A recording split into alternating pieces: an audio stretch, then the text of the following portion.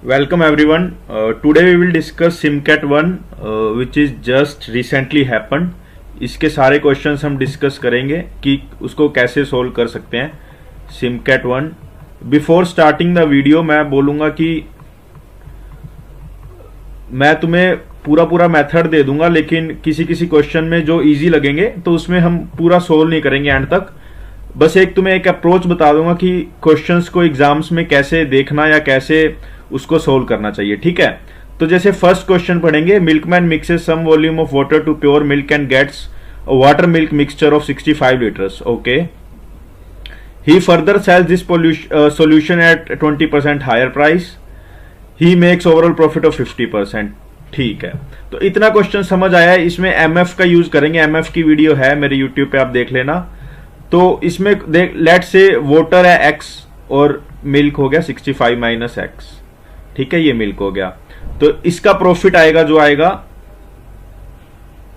वो हमारा आएगा 65 by 65 minus x into 20% higher price है तो 12 बाय 10 करेंगे. ये आपको समझ नहीं आ रहा तो आप इसको एक बार, और इसको 1.5 लिखेंगे तो मैं 3/2 लिख सकता हूं. इसको 5 से कैंसिल किया, इसको 4 से.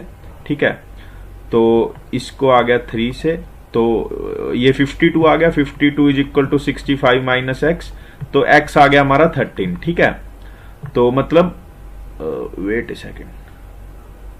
हाँ, तो मैं कह रहा था ये नहीं आ रहा तो मैं वीडियो का एक एमएफ की वीडियो, उसका लिंक डाल दूंगा, वहां से देख लेना. ठीक है, तो अब हम देख रहे थे मेरे पास आ गया वाटर आ गया 13 और ये आ गया मिल्क आ गया 52. ठीक है, इफ ही मिक्सेज, उसके बाद कह रहा है if he mixes the same volume of water to 130 litres of pure milk.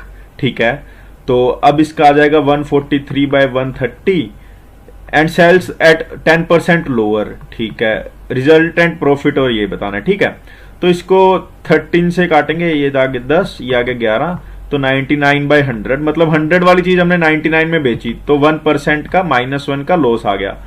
तो ये लॉस ऑफ 1%, ये आंसर है. ठीक है, ए लॉस ऑफ 1%. अब नेक्स्ट देखते हैं. अब इसकी अप्रोच देखना. इसमें क्या है कि इसने बोला है कि एक फिगर है हमारे पास. ठीक है, स्क्वायर है, उसके हमने कॉर्नर्स कट कर लिए. तो ये मैंने एक कॉर्नर ऐसे कट कर लिया, एक कॉर्नर को ऐसे कट कर लिया, एक कॉर्नर को ऐसे कट कर लिया और एक कॉर्नर को ऐसे कट कर लिया. तो हमारे पास ऑक्टागन बन गया. अब तुम ध्यान से देखो, ये वाला तो ये वाला कॉर्नर तो उतर जाएगा, गिर जाएगा नीचे उतर के. ठीक है, तो बचेगा क्या, दिस वन एंड ये हमारा एक ऑक्टागन बच गया. ठीक है, ये हमारा ऑक्टागन आ गया. ठीक है, अब क्या है ये पता है मैंने, ये 90 है. ठीक है, तो ये 45 हो जाएगा, ये 45 हो जाएगा. ठीक है, और 90 45 का होता है साइड्स का रेशियो 1 1 और √2. ठीक है, तो इसको अगर हम 1 लेंगे, इसको भी एज्यूम कर सकते हैं. ठीक है, हम इसको 1 लेंगे, इसको 1 लेंगे, ये √2 आ गई, मतलब ऑक्टागन की साइड आ गई √2. तो ये भी √2, ये भी √2, ये भी √2, ये भी √2 और ऐसे ऐसे करके सभी √2, ये भी √2 नहीं, ये 1 और ये √2. ठीक है, तो ए अगर स्क्वायर की साइड है तो स्क्वायर की साइड आ गई 2 प्लस √2 और ऑक्टागन की साइड है √2. ठीक है, अब देखो इसमें निकालना है ratio of area of octagon to area of square. Area of square तो तुम्हें पता ही है 2 प्लस √2 का स्क्वायर आ जाएगा. ठीक है, अब बहुत लोगों को ऑक्टागन का डायरेक्ट फॉर्मूला नहीं आता, तो हम क्या करेंगे, स्क्वायर के एरिया में से माइनस इसका एरिया. ठीक है, ये हमारे 1 2 3 4 फिगर्स हैं. 4 इंटू ट्राइंगल का एरिया क्या होता है, हाफ इंटू 1. ठीक है, तो मतलब 2 प्लस √2 स्क्वायर, इसको पूरे की वैल्यू आ जाएगी 2. तो जब ये सोल्व करेंगे तो हमारा फाइनल आंसर आ जाएगा. इसको ऐसे सोल्व करना था. ठीक है, एग्जाम में. अब नेक्स्ट क्वेश्चन देखते हैं. अब नेक्स्ट क्वेश्चन में देखो, तुम्हें यहां पे ज्यादा मिक्सचर एलिगेशन का नहीं सोचना. क्वेश्चन को देख के जो अप्रोच तुम्हें सही लगती है वो लगाओ, उसमें सोचने में टाइम वेस्ट मत करो. ठीक है, 1 litre of liquid a weighs 2 kg, 1 litre of this weighs 1.5 kg. ठीक है, तो उसके बाद इसने कुछ कुछ पूछा है. तो 1 लीटर ऑफ ए. ठीक है, तो 1 ml ऑफ ए करेगा कितना वेट करेगा 2 ग्राम, ठीक है, और 1 ml ऑफ बी करेगा 1.5 ग्राम। हमने बिल्कुल सिंपलेस्ट फॉर्म ले ली, ठीक है। अब 800 टोटल है इसका, ठीक है। तो मान लो ए का मैंने लिक्विड लिया ए, दूसरे का लिया 800 माइनस ए, ये तो ए वाले का है और ये बी वाले का है, ठीक है। इसका वेट क्या हो जाएगा 2, टोटल वेट हो जाएगा 2a प्लस 1.5 इंटू 800 माइनस ए, क्या वेट आ रहा है 1500 ग्राम्स। 1.5 kg नहीं पड़ेंगे इसको, 1500 ग्राम्स। तो यहां से हमें ए की वैल्यू आ जाएगी, जब ए की वैल्यू आ जाएगी तो उसको ये आ जाएगी और बी की भी आ जाएगी, तो हमें ए बाय बी फाइंड करना है, ठीक है। ए बाय बी हमारा यहां से फाइंड हो जाएगा। अब देखते हैं हम नेक्स्ट क्वेश्चन। अब next question time speed distance से है। Ajay and Vijay start from Prayagraj for Lucknow on the same day, however Ajay starts earlier than Vijay. देखो अजय पहले चला, तो अगर विजय ने टी आवर्स लिए होंगे जर्नी कंप्लीट करने को, तो जो पहले चलेगा वो तो ज्यादा टाइम लेगा, और डिफरेंस कितने का 2 का, तो टी प्लस 2 लेगा अजय, ठीक है। Both reach Lucknow the same time, ठीक है, टाइम दोनों को मतलब सेम टाइम पे पहुंचे हैं, ठीक है, ये इतना रेलेवेंट नहीं है। If Ajay drove for at least 8 hours, Ajay drove for at least 8 hours, मतलब इनडायरेक्टली ये बोल रहा है t is greater than equal to 6। Which of the following cannot be the ratio of the speeds of Vijay to Ajay? Vijay to Ajay minimum value लेंगे तो क्या आ जाएगा 6/8, और वी कैन से 3/4, और वी कैन से 0.75। अब देखो जब भी हमारे पास फ्रैक्शन 1 लेस होता है ना, लेस देन 1 होता है, जैसे इस केस में है, तो हम न्यूमरेटर और डिनोमिनेटर में अगर सेम डिजिट ऐड करेंगे ना, वो हमेशा हमारे पहले वाली वैल्यू से ग्रेटर वैल्यू आएगी, नई वैल्यू। अब जैसे 3 में 1 ऐड करें, 4 में 1 ऐड करें, एक second, however Ajay starts earlier than Vijay by 2 hours, हाँ ठीक है। तो 4/3 कुछ है, ठीक है। तो इसका सभी 1 से ग्रेटर है, तो इसका मतलब 3/4 की जगह में 4/3 लेनी पड़ेगी रेशियोज, ठीक है।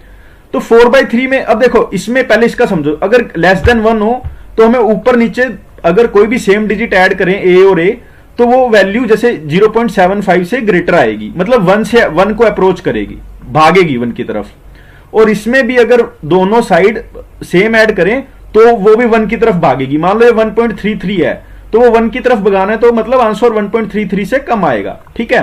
तो अब हमें पता है या तो 4/3 मतलब 1.33 आंसर आएगा एग्जैक्ट, या फिर ये तो हमने मिनिमम वैल्यू ली है ना 6, मतलब इसमें कुछ और भी ऐड हो सकता है, तो या तो 1.33 से लेस आएगा, मतलब 1.33 से लेस या बराबर, ठीक है।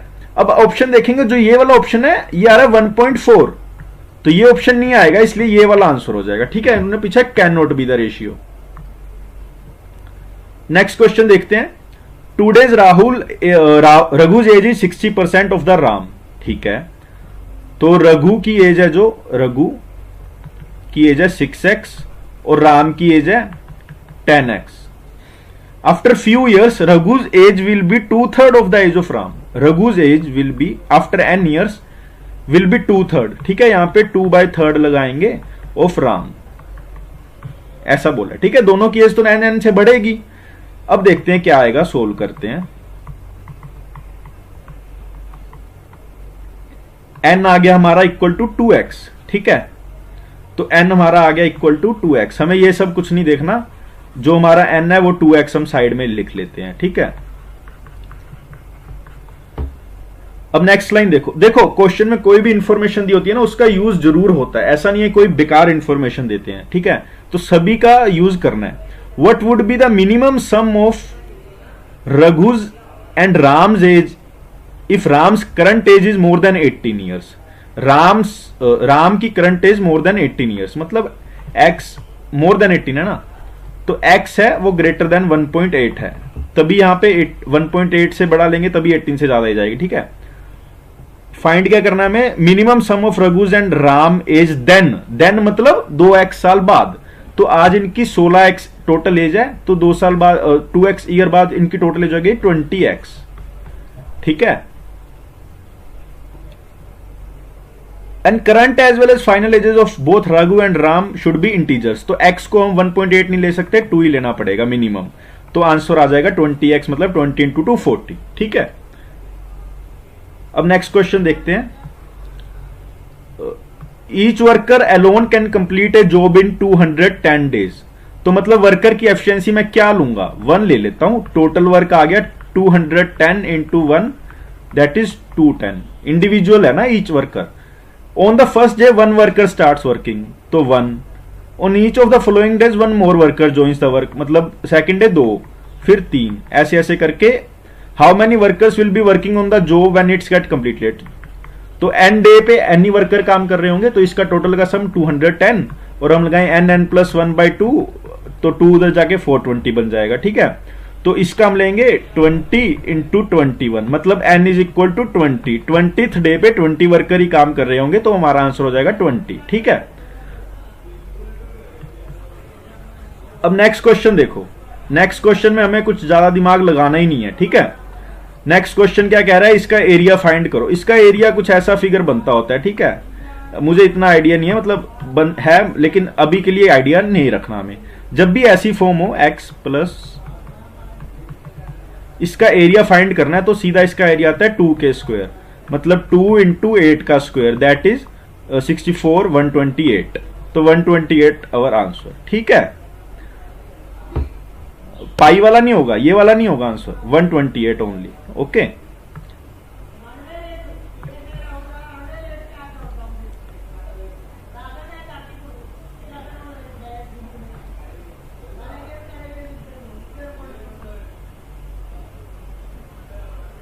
एक सेकंड, शायद कुछ हैंग हो गया था, अभी चला लेते हैं इसको।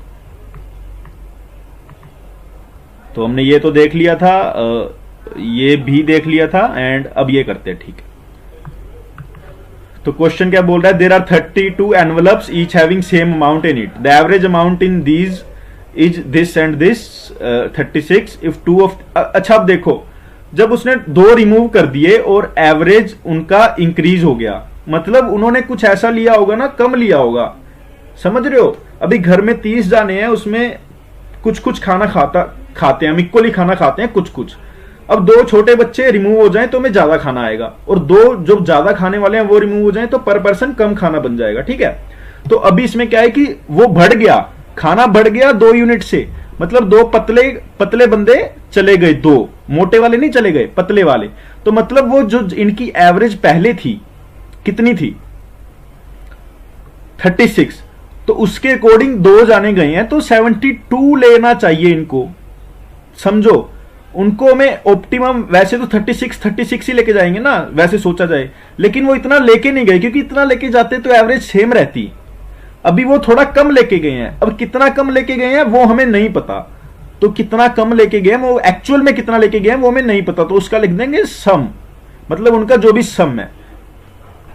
डिवाइड इसको किससे करते होते हैं, जो एक्चुअल मेंबर्स बाद में बचे हैं सब कुछ होने के बाद। तो 32 में से अगर 2 गायब हो गए तो 30 बचे, इक्वल टू इंक्रीज कितने का हुआ, 2 का। अब इसी इक्वेशन को मैं लिखूंगा, ये शॉर्टकट है, डेविएशन एन आफ्टर एवरीथिंग। अगर बंदे और आए होते तो एन बढ़ जाता, अब गए हैं तो एन कम हो गया, इज इक्वल टू इंक्रीज और डिक्रीज। ठीक है। तो अब हम क्या करेंगे, ये इधर जाएगा तो 60, मतलब सम की वैल्यू आ गई 12। तो वो बस 12 यूनिट ही खाते थे, जबकि उन्हें 72 खाना चाहिए था, तो वो 12 यूनिट्स ही खाते थे। ठीक है। उनका एवरेज अमाउंट पूछा है, तो सम 12 है, एवरेज क्या आएगा 12/2, दैट इज 6। इस कंसेप्ट को एक बार मैं और समझा देता हूं। देखो होता क्या है ना कि, एक सेकेंड, होता क्या है कि जब भी कोई मान लो एवरेज है, उसमें कोई बंदा जाता है और एवरेज बढ़ती है, मतलब वो एवरेज से कम अमाउंट लेके गया है अपने साथ। क्योंकि देखो 1 2 3 4 इसकी एवरेज है 2.5, लेकिन 2.5 तो किसी की भी वैल्यू नहीं है इसमें, किसी की उससे कम है, किसी की ज्यादा है। अब अगर 3 वाला यहां से भाग गया तो मतलब वो ज्यादा ले गया, उसको लेके 2.5 जाना था, तो पर पर्सन अब एवरेज कम हो जाएगी। समझ रहे हो। तो इसी में भी यही होता है कि इसमें डेविएशन देखो पहले, डेविएशन से मेरा क्या मतलब है, डेविएशन से मेरा ये मतलब है कि उसको जितना लेके जाना चाहिए था 72 माइनस जितना लेके गया है एक्चुअल, ये तो डेविएशन आ गया, डिवाइडेड बाय एन जो बच गया 32 minus 2 30 is equal to increase और डिक्रीज। तो इंक्रीज हुए तो 2, डिक्रीज होता तो भी माइनस 2 नहीं आता तो 2 आता, तो एक्चुअल माइनस 72 कर देते हैं यहां पे, ठीक है, क्योंकि हमें पता लग रहा है ना एक्चुअल कम है, इसलिए हमने 72 माइनस एक्चुअल लिखा है, एक्चुअल ज्यादा होता तो हम एक्चुअल माइनस 72 लिख देते, ठीक है। तो ये आप एक दो बार और ट्राई करना, ये काफी फास्ट हो गया देखो इससे क्वेश्चन। अब देखो a प्लस बी की वैल्यू पूछी है और पूछा है कि एपी, देखो ए बी सी जब एपी में होते हैं ना तीन लगातार टर्म, तो इसको हम सीधा लिखते हैं 2b is equal to a plus c, ये बस याद रखना है। तो पहले मैं लिखूंगा इसका 2 times 6a plus 10b is equal to 5a plus 11b plus 5, ठीक है। इससे मेरा क्या आएगा, a is equal to b plus 5। अब मैं इसका करूंगा, इसको डबल और इन दोनों का sum, 10a plus 22b is equal to 7a plus 40b, ठीक है। तो 3a is equal to 18b, a is equal to 6b, ठीक है। तो यहां दोनों से कंपेयर करेंगे तो b आ गया 1 और a आ गया 6, इन दोनों का सम पूछा तो आंसर आ जाएगा 7, ठीक है। ये भी समझ आ गया होगा, है ना। अब देखते हैं नेक्स्ट क्वेश्चन। देखो कोई भी क्वेश्चन अभी तक इतना डिफिकल्ट नहीं आया, ठीक है। ये काफी इजी क्वेश्चन है, ये मैं नहीं करूंगा, ठीक है, क्योंकि ये इसमें कुछ भी नहीं है। देखो आप ऐसे ड्रॉ करो 4,7 अप्रोक्सीमेटली ये रहा मान लो, अब 8 तो इससे दूर ही होगा तो 8 ये रहा और 8 ये रहा मान लो, ठीक है, 8,13। अब ये कुछ ऐसा रेक्टेंगल बनेगा, ठीक है। ये एंड पॉइंट्स हो गए। Equation of other diagonal, other diagonal का इक्वेशन ये है, इसका ये है, ठीक है। तो ये वाला पॉइंट क्या आ जाएगा, ये मिड पॉइंट है इसका, तो ये आ जाएगा 8 प्लस 4 बाई 2 6, 7 प्लस 13 बाई 2 10, और ये इसको सेटिस्फाई करना चाहिए, ठीक है। इस इक्वेशन को सेटिस्फाई कैसे करा, 10 माइनस 3 बाई 2 6 प्लस सी, ठीक है। ये 3 माइनस 9, तो सी की वैल्यू आ जाएगी 19। तो कैलकुलेट द वैल्यू ऑफ सी पूछा तो ये 19 आ जाएगा। मतलब तुम्हें ये हिट करना चाहिए कि ये मिड पॉइंट होता है, इसकी वैल्यू यहां से आ जाएगी और फिर ये इस लाइन को भी सेटिस्फाई करेगा। बस इतनी सी बात तुम्हें ध्यान में रखनी है, ठीक है। अब देखो ये क्वेश्चन तो यार कुछ भी नहीं है, लेकिन फिर भी चलो मैं सोल्व आपको दिखाता हूं कैसे है। If ratio of sum of squares of first n natural numbers, n natural numbers के सम का स्क्वायर्स के सम का फॉर्मूला होता है n plus 1 2n plus 1 by 6 2n plus 1 by 6 to the squares of sum of first n natural numbers, n plus 1 by 2 का square, तो n plus 1 इसका square, तो यहाँ पे 2 की जगह 4 आ जाएगा, 4 ऊपर आ जाएगा, ठीक है। इसको 2 हो गया, ये 3 हो गया, ये n से n गया, यहां से ये गया, तो आ गया 2 into 2n plus 1 3n plus 1, ये आ गया इज इक्वल टू 25 बाई 2 3 4, ऐसा कुछ आएगा, ठीक है। अब हम क्या करेंगे, first of the n natural numbers 2n plus 1 2 3n n plus 1, ठीक है। हाँ, तो अब इसको हम काटेंगे तो क्या आएगा 78, ठीक है। 25 bye 156, what is the value of n?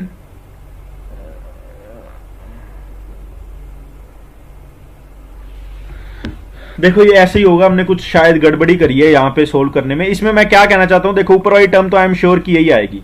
जब ऊपर वाली टर्म आ जाएगी 2n प्लस 1, तो सामने देखो 25 बन रहा है, तो हमें सीधा जंप नहीं करना कहीं भी। यहाँ पे देखो n की वैल्यू लेके देखो कौन सी सेटिस्फाई करेगी, 12 लो, 12 टू 24 प्लस 1 25, ये 2 कहीं नीचे जाके सेटल हो जाता है, 2n प्लस 1 25 बन जाता है, ठीक है। इसको कंपेयर करने पे n 12 सीधा आ जाता है, डायरेक्ट आंसर है हमारा।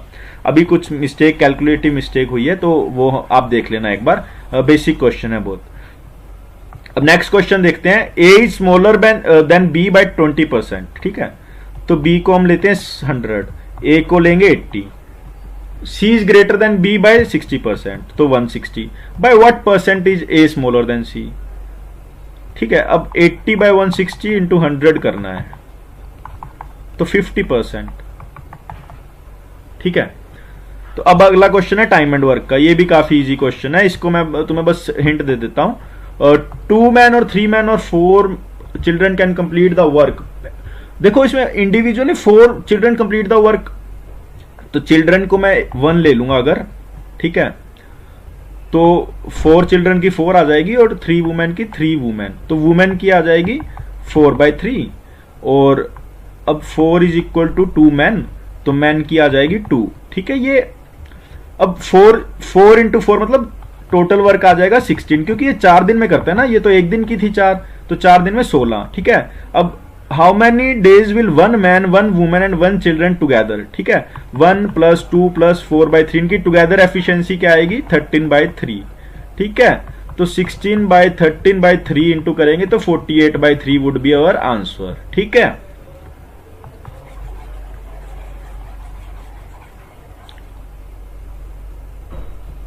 अब नेक्स्ट क्वेश्चन देखते हैं.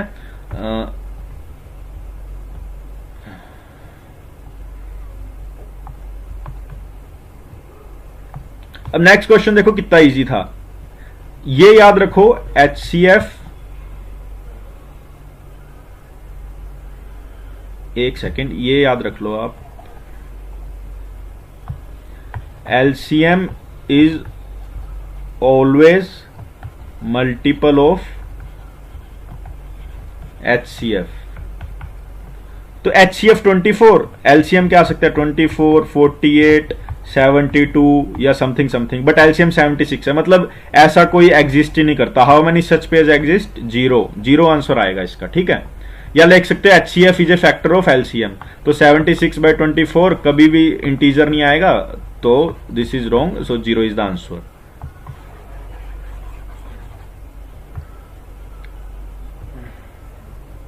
अब देखो इसमें कुछ भी नहीं था. इसमें अगर मैं उसकी स्पीड ले लूंगा 100, तो डिस्टेंस आ जाएगा 100 इंटू 3 300. ठीक है, he cover 2/3 of the distance. 2/3 of the distance मतलब 200 तो distance in 70% of the time. 70% मतलब 2.1 आवर में. ठीक है, तो अब हमारे पास क्या बचा 0.9 आवर्स बचे एंड 100 का डिस्टेंस. ठीक है, इसको कवर 0.9 आवर में. ठीक है, तो उसने पूछा how much faster should he travel the remaining distance, तो यहां से स्पीड आ जाएगी, ये वाली स्पीड से कंपेयर कर लेना, बस इतना सा काम करना है. ठीक है, देखो स्पीड एज्यूम करके इजी बन जाता है क्वेश्चन, नहीं तो तुम्हें कुछ और एज्यूम करते तो फिर वही दिक्कत रहती. अब इसमें देखो, इसमें कुछ भी नहीं है. सॉलिड स्फीयर को इन्होंने रखा है कोन में, तो अगर मैं इसको ऐसे रख दूंगा, ठीक है, और ये रेडियस को मैं इधर करूंगा तो ये टेंजेंट है, तो ये 90 डिग्री बनाएगा. और इसको मैं ऐसे कर दूंगा और इसको मैं मान लो A B C, ये यहाँ पे ये 90 डिग्री है, ये एंगल कॉमन है. ठीक है, तो देखो DE triangle angle AED angle ABC equal है angle DAE equal to angle BAC common. तो ये दो ट्राइंगल हैं जो वो सिमिलर हो गए. एक तो ADE ये वाला दिख रहा है, ठीक है, और एक हो गया हमारा बड़े वाला ABC. ठीक है, ये दोनों ट्राइंगल सिमिलर है, इससे रिलेशन आएगा. उसके बाद में आपको पूछा है ratio of volume of conical container to volume of sphere, वो तुम फॉर्मूला लगा के कर ही लोगे. ठीक है, पहले एक रिलेशन देखना है दोनों के बीच. और अब रिलेशन तुम पूछ रहे हो, कुछ दिया नहीं है, तो एक कोई भी चीज को कुछ भी मान लो, इसको 1 मान लो. ठीक है, उससे प्रोसीड कर लेना, क्योंकि रेशियो पूछा है. देखो रेशियो में तुम वैल्यू 1 ले लो, 2 ले लो, 3 ले लो, 3.1 ले लो, कुछ भी ले लो, रेशियो हमेशा सेम आएगा. तो रेशियो में कभी भी कुछ भी नहीं होता, रेशियो में कोई वैल्यू एज्यूम करके, और स्टार्टिंग पॉइंट हमारे पास कुछ नहीं है तो एक वैल्यू तो एज्यूम करनी पड़ेगी. ठीक है, अब यहां पे देखो ये क्वेश्चन इजी है, बट हमें ये फाइंड करना है कि किस टाइप की सीरीज बन रही है ये. ठीक है, तो इसमें हम देखते हैं 3, 6, 11 एंड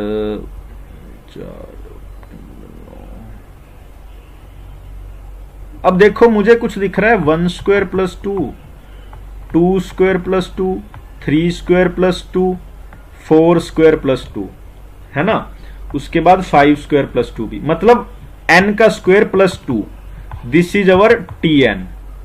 ठीक है, ये हमारी है Tn, ये हमें पता लग गया। ये ऑब्जर्वेशन से पता लगाना है, ऐसा इसका कोई फॉर्मूला नहीं है।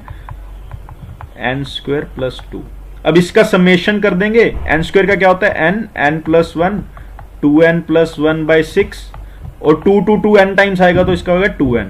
तो n की जगह 50 सब्सटीट्यूट कर दो और तुम्हारा सॉल्यूशन आ जाएगा। ठीक है, कैलकुलेटर होता ही है तो कैलकुलेशन में भी कोई दिक्कत नहीं है। What is the number of points of intersection of the diagonals of a regular convex polygon with the 7 sides? अब अगर जब ओड साइड्स होती है ना तो इसका फॉर्मूला होता है NC4, तो यहाँ पे 7C4 लगा देना। ठीक है, 7C4 या फिर 7C3 भी कह सकते हैं इसको, जिसको पता है 7 माइनस 4 3 आ जाएगा। ठीक है, तो इसमें इतना ही करना था, ये पता होना चाहिए, तो बहुत इजी क्वेश्चन था। अब इसमें मैक्सिमम वैल्यू फाइंड करनी है। ठीक है, अब इसका डिफरेंशिएशन वाले मेथड से कर दूंगा मैं, नहीं तो तुम इसको ऐसे भी ले सकते हो। एक मेथड होता है x square plus 2x plus 4 is equal to y करके क्रॉस मल्टीप्लाई कर देना, सभी को एक साइड ले जाना। फिर हमें पता है इसके जो रूट्स हैं वो पॉजिटिव हैं, तो बी स्क्वायर माइनस 4ac को ग्रेटर देन 0 करोगे, ठीक है, इक्वल टू ग्रेटर देन 0, तो y की रेंज आ जाएगी। y हमारा यही है पूरा, तो y की जो मैक्सिमम वैल्यू मैक्सिमम रेंज आएगी वो हमारा आंसर हो जाएगा। लेकिन इतना कॉम्प्लेक्स अगर तुम्हें डिफरेंशिएशन नहीं आता तो कर सकते हो, नहीं तो देखो कितना इजी बन जाएगा। x को ऊपर नीचे मैं दोनों से डिवाइड कर देता हूं। अब मुझे ये मैक्सिमम चाहिए, तो ये तो मिनिमम चाहिए ना, ये मिनिमम होगा जब मेरा सिर्फ ये तो पूरा मैक्सिमम हो जाएगा। ठीक है, तो इसको डिफरेंशिएशन करेंगे 1 माइनस 4 बाई एक्स स्क्वेयर, तो x square is equal to 4, x is equal to 2। ठीक है, अब देखो 1 माइनस 4x को हमें इसको मिनिमम करना है, तो यहाँ पे 2 माइनस 2 का तो रहेगा ही नहीं। ठीक है, 0 आ जाएगी। ठीक है, तो अब 2 रखेंगे तो 1 बाई 2 प्लस 2 प्लस 4 बाई 2, तो 1 बाई 6 आ जाएगी। माइनस 2 नहीं रख सकते ना यार, हमें मैक्सिमम चाहिए तो 2 ही रखेंगे ना हम। माइनस में आ जाएगा, क्या दिक्कत करेगा, तो 1 बाई 6 आंसर आएगा। वो तुम दोनों रख के देख लेना, दो वैल्यू कितना ही टाइम लगेगा, बिल्कुल बहुत कम टाइम लगेगा। ठीक है, अब इसके लिए यार कुछ मेथड्स होते हैं, कुछ ये होते हैं, लेकिन क्यों जाना है मेथड्स में। तुम कोई भी वैल्यू एज्यूम ले लो इसको, जैसे 5 लीटर तो दिया ही हुआ है, तो उसमें 4/7 से कर लो, 20/7, 15/7। ये वाटर है, ये मिल्क है, ये ध्यान से पढ़ना बस। फिर वाटर मिल्क है और इसने मिल्क वाटर पूछा है ऑप्शन में 29/27 सही है, कई 27/29 भी करके आएंगे, क्योंकि उन्होंने पहले वाटर मिल्क था, बाद में मिल्क वाटर है, तो यही ट्रिक क्वेश्चन में है, किसी का गलत हुआ होगा। नहीं तो इसमें 20/7 है, बाद में 3/4 में डिवाइड करना है आपको, कितना है, अनदर सोल्यूशन ऑफ 5 लीटर, बस ये 3 लीटर है, सॉरी, तो ये 3 लीटर है, तो ये 12 आ जाएगा और ये 9 आ जाएगा। ठीक है, हाँ, तो ये नॉर्मली ऐड कर लेना यार, 7 और 7 तो कॉमन ही है, तो उसका तो एलसीएम की भी दिक्कत नहीं आएगी तुम्हें, तो ये तो ऐसे ही हो जाएगा। ठीक है, अब हमारा शायद लास्ट क्वेश्चन ही आ गया सिमकैट का। देखो इसको हम क्या जैसे पावर होती है ना कुछ, तो इसको हम ऐसे लिख सकते हैं, रेसिप्रोकल, समझे। ठीक है, इसको जैसे रेसिप्रोकल लिख सकते हैं, जैसे अब देखो अगर तुम्हें दिया होता 8 3, तो इसको हम लिखते 8 1/3, 2 3 1/3, आंसर आ गया 2। ठीक है, ये बात समझ गए। अब इसमें देखो, इसको लिखूंगा मैं 8 नहीं लिखूंगा मैं 2 की टर्म्स, चलो पहले 8 1/a, 64 1/b, 5 12 1/c। तो तुम देख रही हो कि ये 8 इंटू 8 64 होता है, 64 इंटू 8 512 होता है, कोई कहानी है 8 की। ठीक है, तो ये वैल्यू हमें कुछ दी नहीं हुई, तो मैं पहले a की वैल्यू एज्यूम कर सकता हूं, तीनों की नहीं कर सकता, लेकिन एक की तो कर ही सकता हूं। तो a की वैल्यू मैं क्या एज्यूम करूंगा, a की वैल्यू 1 एज्यूम करूंगा ना, मेरा केस सिंपल हो जाए। तो क्या बन जाएगा, 8 is equal to 64 1/b, 5 12 1/c। ठीक है, तो अब b को क्या होना पड़ेगा, 2 ही होना पड़ेगा। ठीक है, और c को क्या होना पड़ेगा, 3 होना पड़ेगा। तो हमारी वैल्यूज आ गई, a इज इक्वल टू 1 आ गई, b इज इक्वल टू 2 आ गई, c इज इक्वल टू 3 आ गई। अब ऑप्शंस में ये वैल्यूज पुट करके देख लेना, एक ही ऑप्शन सेटिस्फाई करेगा और वही तुम्हारा आंसर होगा। ये हमारे सिमकैट के सारे क्वेश्चंस हो गए। एक क्वेश्चन मेरे से कॉपी नहीं हुआ था, सिर्फ वो क्वेश्चन रह गया। बाकी 22 क्वेश्चंस में से 21/22 वी आर डन। कोई डाउट हो तो आप कमेंट में बता सकते हैं, मैं दोबारा उसकी एक शॉर्ट वीडियो अपलोड कर दूंगा। Thank you and happy